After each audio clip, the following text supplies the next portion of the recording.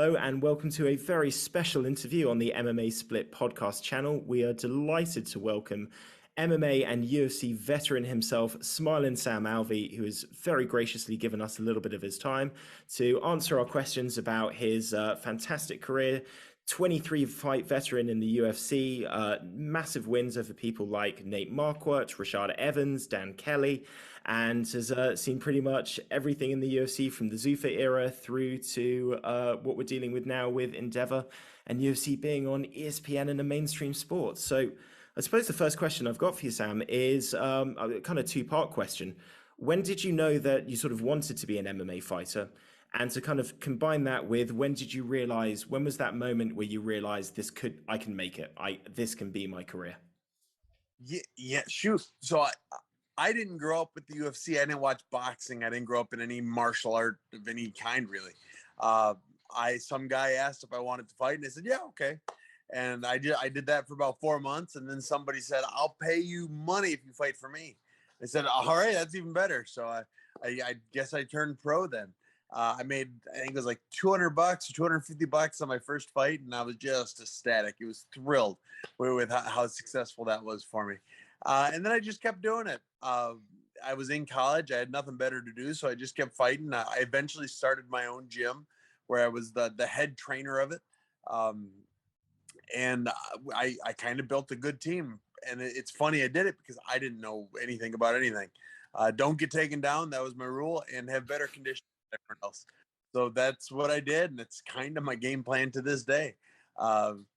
And when I decided, it was really my wife, my girlfriend at the time, that decided that this is something I could do. She found out about the UFC long before I did. And she said, hey, we got to do this, but we got to get you into a gym where you're not the head coach. And so that's when I moved out to Team Quest. Fantastic. So when you met your now wife, was that actually at the gym where you were coaching? No, I met her at the Renaissance Fair. I was selling steak, and she was selling bodists. And we got introduced by a mutual friend or two, and the rest is history, I guess. It was long before I started fighting even. Oh, okay. I had it all mixed up because I know you actually trained like MMA as well. So I thought you guys actually met at the MMA gym. No. We've been training together. I mean, we've been training as long as each other because we didn't train before we knew each other. Yeah, so it's we now work out at the same gym, and we have always. But no, I wasn't doing it, and she wasn't doing it before then. That's fantastic. So you guys, basically your entire MMA journey, she's sort of been kind of your partner and sort of at your side throughout it, all of it. Yeah, well, she was. She's been at every fight. She's missed 2 fights in my career. One I was in Russia, she couldn't get to, and one was COVID, she couldn't get to. But I'm getting real close to 80 fights, and she's been there for all of them. Wow, that's incredible. Mm-hmm. Now, touching on obviously... Sorry, go ahead. No, go ahead, Josh. I was just quickly tag on, just as far as corners go, like your wife is just like an absolute badass. Like she does it like pregnant. She does it whatever the weather. Just only missed 2 fights. Like I just had to put it in there. Like your wife is an absolute badass. It was with Ivel. So Ivel, I think it was Ivel, my second child. She was 8.5 months pregnant when I fought Eric Spicely. Yeah, I mean, it was wow. I get there on Saturday, and then she's out there with me because she was due really any day now. We had her come out on Thursday, close to the fight, just in case she went into labor. She'd be by her doctors. So she came out, cornered me, and then we flew home. Bloody hell, that's an amazing story. Going back to obviously, when you kind of not just made your debut in UFC, but going back to sort of MMA, obviously it's a completely different sport at that point. You have Anderson Silva emerging as this champion, but he hasn't really got that recognition. How different is the sport as from the fighter's perspective now to when you were kind of starting out in terms of what it's like being a fighter, the kind of recognition that you get, and when you see what the popularity is now? Yeah, well, we can start with the money. The money has gotten far better. I know people like to complain about the UFC pay and all that, but from where they are now, I believe right now you start at 12-12. When I started, you started at 8-8. So that is a 50% increase in pay on the beginning level by in what 8 years or 9 years I've been there, which is unheard of. So you starting at 12 to 12, you're going up three, but now they're even going up 3,000 in each end. When I started, it was 2,000, 2,000. So the pay has gotten so much better. Then you look at how big and recognizable the sport is. I get recognized everywhere I go. I love it. I've always been a fan of being recognized like that when people want to say hi to me. I was at Lowe's the other day and like 2 or 3 people recognized me, and it was a lot of fun getting to talk to them. And that didn't. I mean, I know I have gotten bigger as a fighter, but the sport itself has grown so much that when I first started, that didn't happen that often, unless you were Chuck Liddell or maybe Couture. Tito probably got it too. And so the sport is just growing leaps and bounds, and it is so much fun watching the new generations of talent and how the sport is progressing. You know, it started off, it was jiu-jitsu dominated everything. It just dominated everything. And then it went to wrestling, and wrestling dominated everything. And now then it right now we're in a transition again. It went to the freak athlete. Freak athletes started dominating everything, like the John Joneses and the Francis Ngannou's and even Usman's to an extent. You'd put him in the freak athlete category. But now the Dagestanis and Russians are coming over, and they're bringing it back to, yeah, we're just going to learn wrestling, but we're going to be wrestle all of you. And so it might be going from the freak athlete to the stud wrestler again. So it's fun watching it as this sport evolves and transitions into its next stages. No, it's certainly changed a lot. I mean, that's the kind of funny thing, is that switch between sort of like, and I almost feel like we're going back to that kind of point of specialists. Like a few years ago, it was the well-rounded, you kind of have to be good at everything, and then you look at sort of, you've got obviously the Dagestanis with wrestling, and you've got like an Izzy Adesanya that's just a pure specialist at striking, but just does it so brilliantly. Okay, and in terms of, obviously, because you started in the UFC when Zuffa was running things, and now it's Endeavor. From your side, is there a big change aside from just the pay going up, or is it kind of feel like it's kind of the same people kind of running the show, or the same operation, or? It still feels like the same operation. Endeavor saw what worked so well for the UFC, and they just kept going with it. All the same people that are getting me ready backstage, all the same people that are emailing me and messaging me. It has always felt like the UFC cares about me, the fighter, and Endeavor is doing the same thing. You do see, now you see The Rock putting the BMF belt on people, and you saw, what's her name, Halle Berry putting it back on Rose. And so you'll see Hollywood involved a little bit more. And for me, that's falling a little flat, but I don't know I don't know if everyone else loves seeing it. Maybe having The Rock in there brings more eyes to it. So you see a little bit more Hollywood going on. And now every fighter is a commentator. Every great fighter has become a commentator, is doing something and Zuffa didn't do that as much. But other than it being a little more Hollywood now than it was, they're still putting out a great product and really putting the fighters first. Fantastic to hear. Kind of touching on that, and obviously sort of everything that's going on. Obviously, Roxanne, I think, Josh, you wanted to ask a couple of questions about Roxanne. Yeah, obviously, we're huge fans of Roxanne Modafferi. Like, who isn't, right? Yeah, everyone loves it. So you tweeted out a bit of support for her retirement fight. How did you feel watching Roxanne fight? And also, I feel like with Roxanne, you got something of a kindred spirit there, do you kind of like look at other like tough alum, Ultimate Fighters and think, that is my kind of fighter? Who are your favorites? Who are the ones you identify with? Yeah, well, Roxanne is way nicer than I am. So it's kindred spirits maybe, but she hasn't done the podcast yet, Sam. Don't sell yourself short. I'm putting you ahead of Roxy. So watching her do it, she's done it. She was one of the pioneers in women's MMA. She's been before she might have been before Zuffa. I know she's not old, but she's got a lot of fights. So she might have been before Zuffa. 2005. Yeah, when did Zuffa buy it? Like 99 or around 2005? Yeah, 2000, 2001 or something. Yeah. So she was there early days. Beginning of Zuffa. She was competing. And it's really a lot of fun watching her. The success she's had and what she's been able to do for the sport is really impressive. Um, and watching people that, I mean, she had a big record going into the Ultimate Fighter. Then she fought for the title afterwards. She wasn't supposed to, but it worked out that she did.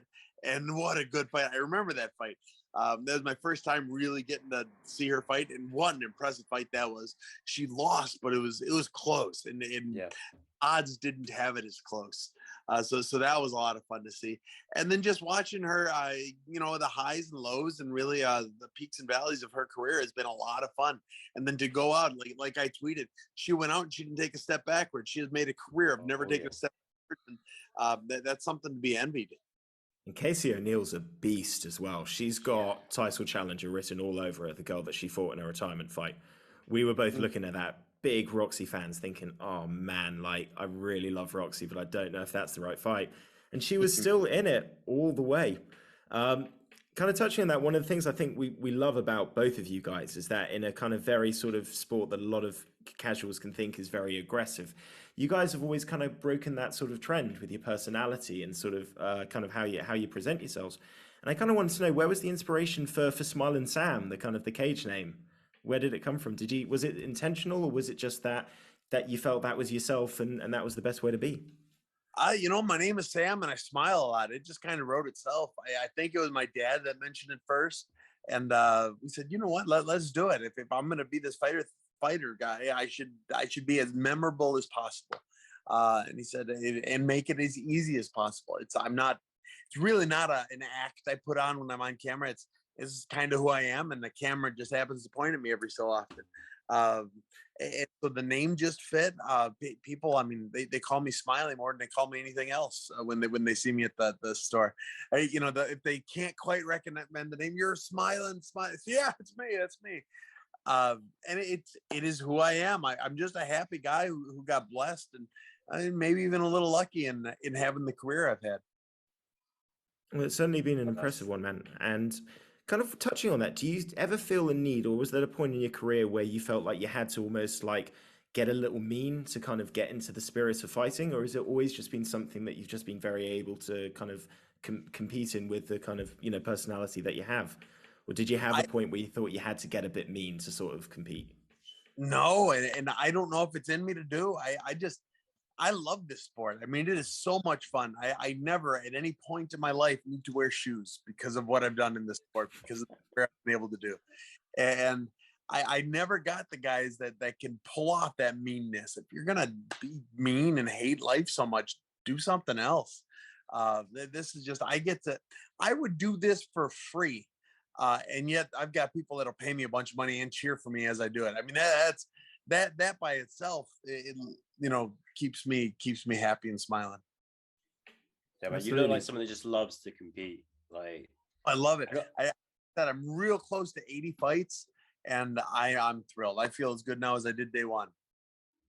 Man, that's so cool. I know you kind of mentor and coach a lot of fighters as well. Out of all the young fighters you're kind of like training with, who are the ones to keep an eye on? Who are like the next big names? Yeah, so I've always done a lot. Like, I was the head coach of the gym for the first 4 years, and then I've been coaching at Team Quest, and I'm coaching out here in California. Trevor Wells, Mason Icabellas, they're both two studs.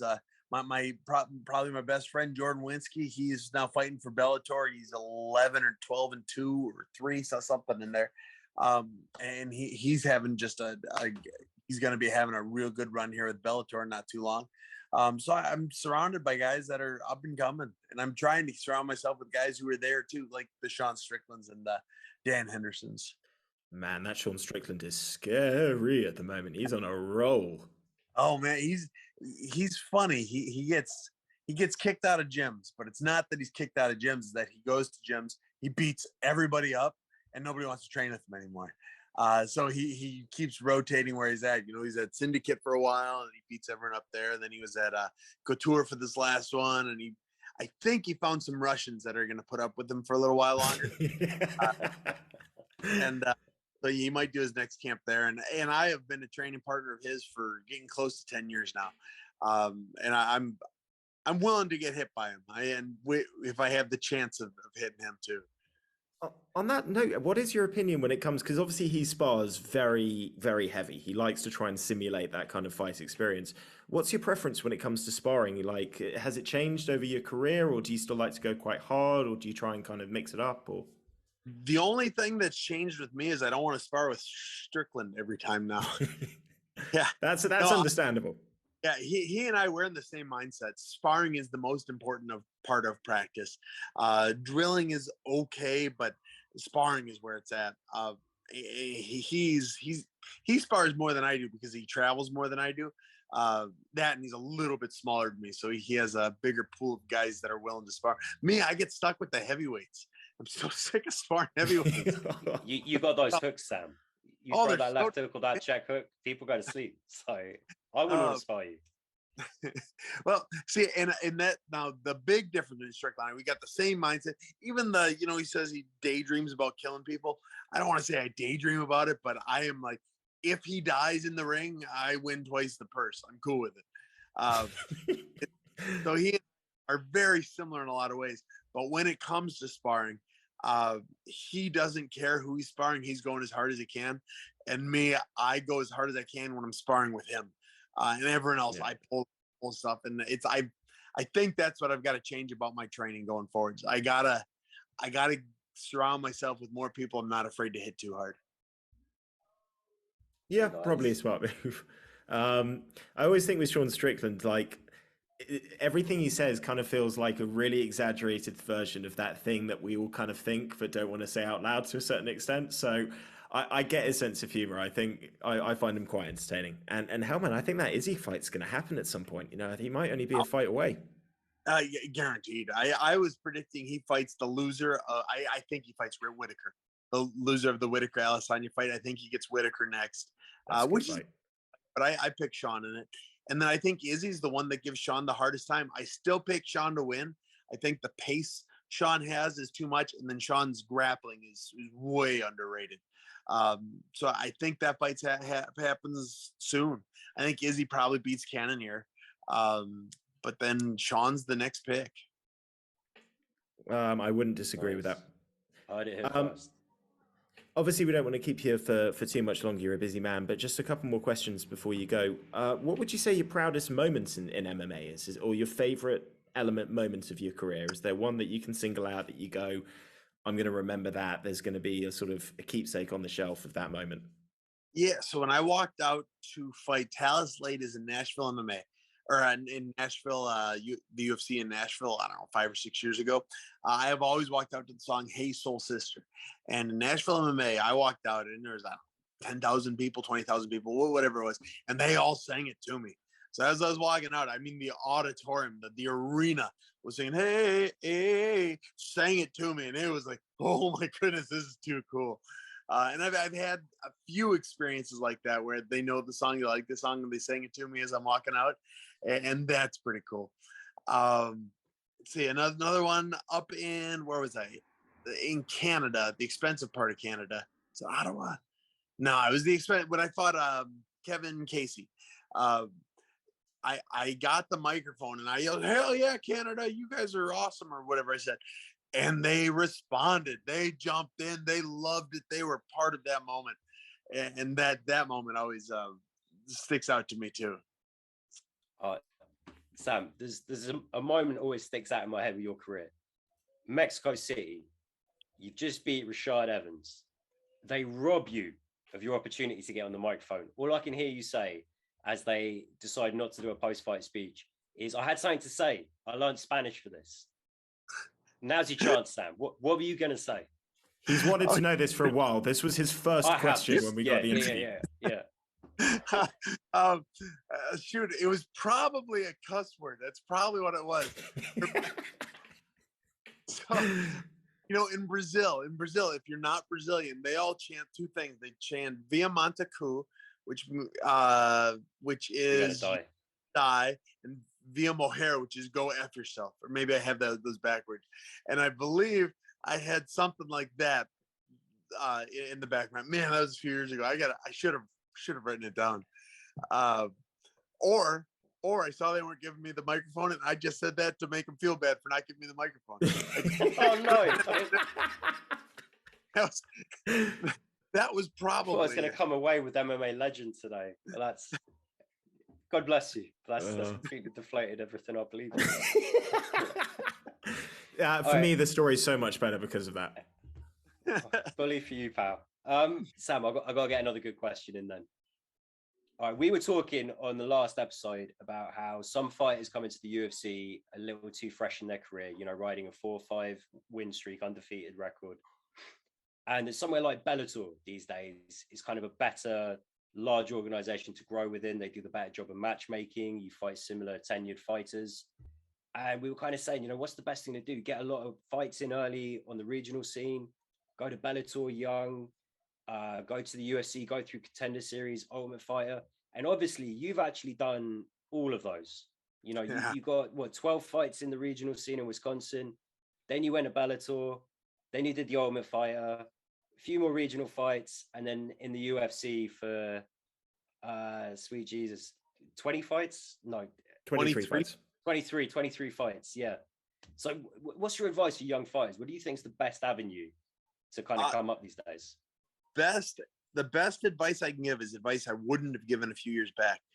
Pad your record. If you're just growing up in MMA and it's pad your record. The undefeated means more than beating good guys. If you look at the greats, if you look at Khabib, he's 29-0, he's a stud. If you look at his record, he has 15 guys that should not have been in the ring with him. I fought Da Un Young. He's got a big record. I think he's like 19-1-1 now, and I won, or 19-0-1. And I beat him. I don't care what the judges say. I completely agree. Yeah, he fought a guy named Hulk twice. No, I'm sure. Yeah, not a real person, or maybe it is, and I don't know the situation behind it. But so he got to 19-0-1 or whatever his record is, fighting Hulk a couple times. Americans, and you know what, Western cultures tend to not have the padded record like many of the Eastern cultures do. And I would say pad your record. Get the wins first, because as soon as you're 29-0, nobody's going to remember what your first 15 fights were. Get that undefeated streak, fight chumps, fight whoever, get the wins, because in the long run, it's going to be worth more. I never did that. I always fought whoever they put in front of me. I just fought, and I fought guys I shouldn't have, fought guys I should have, fought anyone. And I don't have my guys do that anymore. So if you're going to fight someone tough, we're going to get you paid to fight someone tough. Well, also, you're getting experience as you're going, even if it's lower level guys. Yeah. It's minutes in the cage. It's different looks. It's, you know, we were talking about this because there was, who lost on the weekend? Fabio Chiron came in at sort of like promising record, 5-0, 6-0 into the UFC. And all of a sudden he's 7-3. He's lost 3 fights in a row. And it's like, when you've only got 7 fights, and a lot of these times it's, you know, you haven't got that much experience. It might be the first time you're fighting a really high level wrestler, and you're getting that look in the UFC at a really high level with all of the other well-rounded games. So that's excellent advice. And one thing I was wondering, if there was one martial art that you would recommend, let's say you've got 10-year-old at home, wants to be in the UFC when he's older, and he's going to start with one martial art. What would you say is the fundamental, this is what you should learn before everything else if you want to do MMA? Wrestling. Yeah, you can almost just stop at wrestling. If you can get to that dominant level of Khabib or even DC, all he did was wrestle at the beginning, picked up a little boxing, but for the most part, he just wrestled. Wrestling is the most dominant martial art in the world. It's more dominant than jiu-jitsu. It's more dominant than boxing or Muay Thai or Taekwondo. Wrestling is what terrifies people. And if you can become a good wrestler who's not scared to get hit, you will be a UFC champion. You've got a good shot at it. Fantastic advice. And on that, Sam, we will let you get back to your family and your day. Oh, Josh, what? Sorry. Oh, the pick. That's right. Jamul Hill against Johnny Walker. Who you got? I'm taking Walker. Hill's great. I love Walker. He is so much fun to watch. He's such a character. So I'm pulling for him more than I'm really thinking he's going to win, but I love it when he fights. Do you think it's a knockout, or do you think he sort of gets a decision win? Yeah, I think if he wins, it's a knockout. I think if it goes to decision, he loses. But I think it's a knockout. All right, we both went for Hill, so if that comes off, just remember to cover yourself in glory. You got that one. You should know. Winner, right? Oh, I've got a terrible record when it comes to main event picks. I feel confident in my choice in Hill in that case. I'm 75% wrong with main event picks, so good luck with your Hill. It's like Chael Sonnen, man. Every time he does a pick, it goes in the opposite direction. Yep. Now it's kind of a joke for me. It's like I wrong most main events. Good to know. Well, Sam, thank you so much for your time. It's been an absolute pleasure having you on. You are welcome anytime. We have thoroughly enjoyed this, and best of luck for you and your career in the future and your family and all the rest, man. Hey, hold on. Before I go, you guys want to see something? Yeah, of course. Yeah, check this out. Oh, maybe you won't. I don't know you. But look what I can't get it. I got chickens. They just arrived. No way. Oh, man, I can't. There we go. Can you see them? Oh, you got baby chickens. That's adorable. That's awesome. Oh, man, you saw them as soon as I did. Oh, they're adorable. Hi. Sorry. My family just got home. I didn't know they were getting those today. Hey, Sam, if you could name one of those Sly for us. If you could name one of those chicks Sly, we will love you forever. Sly for one of the chicks? Yeah. Sly's our co-host. He couldn't make it today. Okay, and I just feel like that's going to save some face. It's going to get him back in the win column, you know? All right, Sly. I'll remember that. And you're an absolute gent. Thanks so much for your time. Best of luck, and say anytime in the future. Peace out. Yeah, thank you so much, Sam Alvey. All right, enjoy your day, bud. Take care. Bye. Take care. Bye-bye.